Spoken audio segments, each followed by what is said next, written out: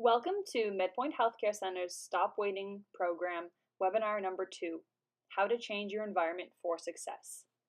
Okay, so this is one of my favorite subjects to talk about because oftentimes people come into my office and tell me I don't have the willpower, I don't have the motivation to be able to make the changes I need to, when they often forget how strongly our environment cues us to make certain eating decisions. So becoming aware of these certain cues and harnessing that knowledge and applying our goal setting skills to change those things we have control over can make the biggest difference for you and your eating habits. To follow along in your workbook, turn to page 11. So what we're going to be touching on today is we're going to describe what the food environment is, and then we're going to get into the details on how the home, work, and other food environments impact our eating decisions and some tips on things we can do to improve our situation. It's easier to change your environment than your mind. The food environment. The food environment can include the availability and accessibility of foods as well as food advertising and marketing. The environment can be divided into microenvironments like schools, workplaces, the home, and neighborhoods, and macroenvironments such as the education and health system. Both types of environments interact with one another, and our behavior can be determined by a combination of direct and indirect mechanisms of these environments.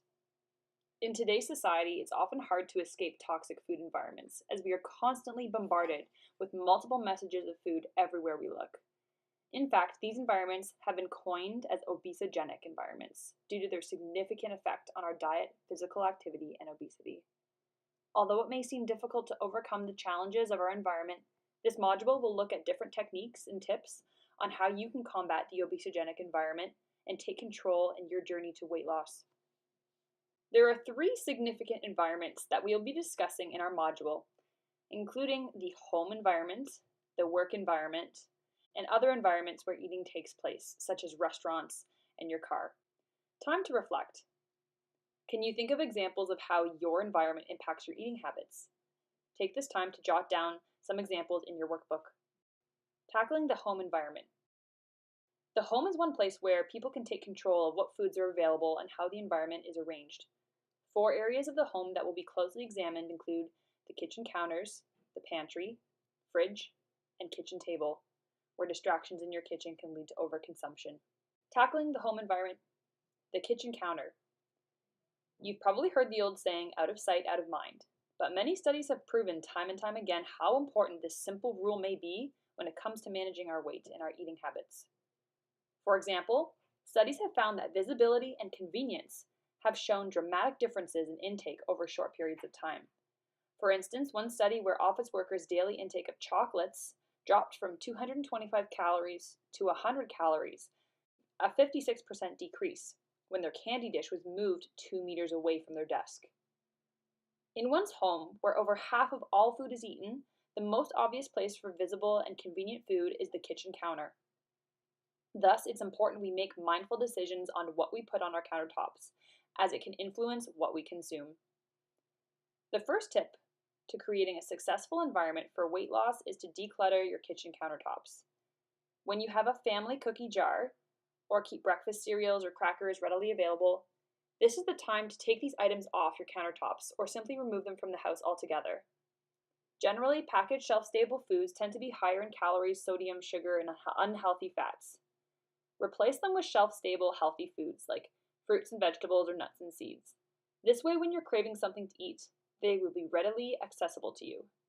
Additionally, having healthy foods at hand, such as fresh fruit, may function as a cue or trigger to steer you in the direction of eating healthier foods. The pantry. When we're looking for something quick and easy to snack on, we often go directly to our pantry.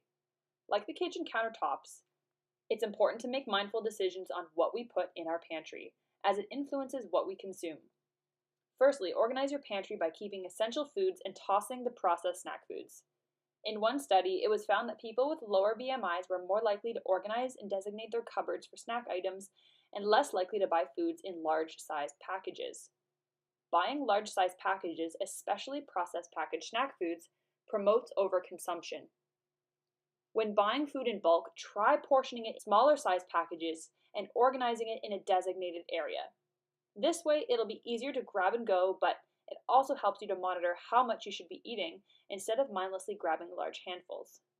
Essential foods that you should be always keeping on hand in your pantry could include things like whole grains like breads, pastas, cereals, brown rice, granola, canned or dried legumes or lentils like black beans, chickpeas, and green lentils, canned fruits or vegetables like low-sodium stewed tomatoes, and healthy snacking foods like dried fruit, nuts and seeds, or air-popped popcorn. The fridge. When it comes to the fridge, organize your space so that you have healthy choices right at your fingertips. This means tossing out the processed foods like sugary, carbonated beverages and leftover pizza, and keeping the basics like fruits, vegetables, lean cuts of meat, and low-fat dairy products visible at eye level. It's also important to plan and prepare your snack foods in advance, such as cutting up fresh vegetables and portioning out veggie dips like hummus. It's important to make your healthy snack foods more convenient, attractive, and normative. Convenience is achieved in many ways, such as by placing more healthful foods near or next to eye level, or introducing a grab-and-go line, where the healthy snack is prepared and readily available. Attractiveness can be achieved by putting healthy snack foods in nice bowls or containers. And lastly, healthy foods can be made more normal by changing your attitude that eating half a plate of vegetables is now just something you do. It's no longer a decision. Make sure you mark and plan when you'll do meal prep in your calendar and just keep repeating. Eventually, they will become second nature.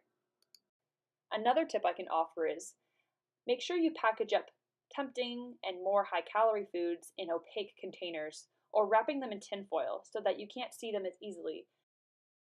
The kitchen table.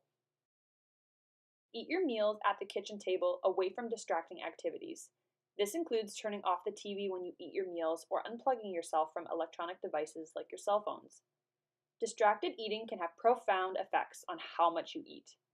For example, when participants were asked to eat alone, it was found they spent 85% of their time looking at their meal. However, when participants ate in front of the TV, this proportion went down by 28%. Distractions also have carryover effects, leading you to forget what you've eaten and to again eat more after watching TV.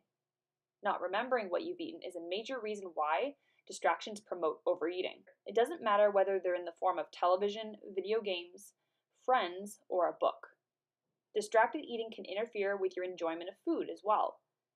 A recent study suggests distractions interfere with the monitoring of specific food attributes such as flavor, variety, texture, and calorie density. They also delay the onset of taste monotony or getting tired of eating the same thing, which helps you determine when a person will stop eating a particular food. An example of this is getting bored after eating the same tasting popcorn over and over again. When we're watching movies, we can easily reach the bottom of the popcorn bag, but if you just ate the popcorn at the table, it would be much more boring to eat the entire bag because the taste is so familiar after time. Another external cue that we often gauge as a sign of fullness is our plate. Most Americans reported that what led them to stop eating dinner the previous night were external cues like if their plate was empty. Instead of focusing on emptying your plate, you should pay attention to your satiety cues. The cues your body tells you when you're full. If you find it difficult to listen to your satiety cues, try using smaller plates than what you normally use, or put down your forks between bites and don't pick it up again until you're finished chewing. Also, try plating your food at the stove or kitchen counter and don't place any serving dishes on the table. This will allow you to focus on the food that's on your plate instead of helping yourself to seconds or third helpings later. Time to reflect. In your workbook, record your plan for what you'll do today to improve your kitchen counter, pantry, fridge, or kitchen table. The work environment. With the work environment, we'll be looking at desk space and the break room. Your desk space. The work environment can be very toxic when it comes to trying to make healthier choices. From the nicely displayed candy bowl dishes to the break room vending machines, it can sometimes be hard to navigate the workplace. To be proactive, reflect and identify your daily work environment obstacles and make gradual changes. You may first want to start at your desk. Like the home environment, it's important to toss the processed energy-dense, low-nutrient snacks like chocolates or candies and replace them with healthier options. Try packing extra snacks the night before like fresh fruit, veggie sticks, dip in granola or yogurt. If you find it difficult to pack snacks on a daily basis, fill your workplace with healthy, shelf-stable snack foods like nuts and seeds or dried fruit or homemade granola bars. Do you sit too long at work? Sedentary behaviors such as sitting for long periods of time can lead to weight gain. To combat sedentary behavior, ask your employer for a sit-stand desk, if it permits, or try standing every 15 minutes. You may also want to try creating hourly fitness challenges with coworkers, like push-up challenges, to get you all up and moving. The break room. The break room can also be a problematic area in the workplace, especially if it comes with vending machines filled with sugary sweetened beverages and high energy, low nutrient dense snacks. Like your desk, try packing snacks for work instead of visiting the break room vending machine, or carry a water bottle with you to avoid visiting the break room for a sugary drink. Lastly, become a healthy eating champion in your workplace by promoting healthy living initiatives. Some examples may include bringing in weekly healthy snacks like a fruit platter or veggie platter to your meetings instead of donuts and coffee. Suggest to your supervisor a change in vending machine snacks or cafeteria options that will provide your coworkers with healthier options. Or creating a pledge to use the stairs more often at work than taking the elevator. Time to reflect. Does your workplace have treats out more often than nutritious options? Check out the template for an example of an advocacy letter who you can send to your boss or your supervisor to advocate for a healthier workplace. Other problematic environments. Here we'll be looking at the car, restaurants, and grocery stores. The car. When we're on the go, it's easy to quickly pull through the drive-thru of the closest intersection and grab something filling. However, many fast food options that are quick and easy are often filled with calories, sodium, sugar, and unhealthy fats. To avoid this, try packing healthy to-go snacks for your car. Some ideas, which are safe to keep in the car, could include trail mixes, nuts and seeds, bananas and apples, or whole wheat crackers and peanut butter. Time to reflect. Pause and jot down some ideas for healthy snacks you can keep in your car. Restaurants. If you're planning on going out with your friends or family to eat a meal, try following these tips on how to navigate the restaurant environment. If you're eating at a buffet-style restaurant, sit further away from the buffet table. By doing so, you will make the buffet table less visible and convenient to you, which will allow you to listen more to your hunger and satiety cues more closely. Grab a smaller plate rather than a large one. This way, you'll be able to make more mindful decisions on what you'll place on your plate. Before you begin choosing foods and putting them on your plate, scout out what's available before you begin. This way you can be more selective and choose the things which appeal to you most, instead of piling it high. If you're eating at a sit-down restaurant, ask for smaller plates or for half your plate to be placed in a to-go container. Large-size packages, large-size restaurant portions, and large-size dinnerware all have one thing in common. They all perceptually suggest to us that it is more appropriate, typical, reasonable, and normal to serve and eat more food than smaller packages or smaller plates would suggest. These eating norms lead us to make decisions about how much we should eat because of what we perceive to be normal or typical. We usually don't even recognize these norms are influencing our eating habits. Restaurant portion sizes have consistently increased over the years, where portion sizes in restaurants can be up to 250% larger than a regular portion. Grocery stores. Companies pay a premium to be placed at eye level. Marketing also uses sale signs with a specific number as well as the colors yellow and red to capture your attention and urge you to buy more. It's important to understand these tactics so that you can make more educated choices. Is it something you really want, or are you being persuaded? Grocery stores also like to place treats and things which you can impulsively buy near the cashiers. Some tips to help you avoid this: go to a self-checkout, or advocate to a grocery store manager. No food items should be for sale at checkout. Why not just leave it up to magazines and batteries? Time to reflect. Write down your plan for how you will change your environment the next time you eat out at a buffet restaurant. In conclusion, changing your environment can be easier said than done. Although there are many obstacles that can stand in your way to make healthier choices, it's important that you hone in on the things you can change. There's no silver bullet, there's no one suggestion here which is going to make all the difference. Rather, it's the compilation of many changes that will make a big difference over time. Thanks very much for watching.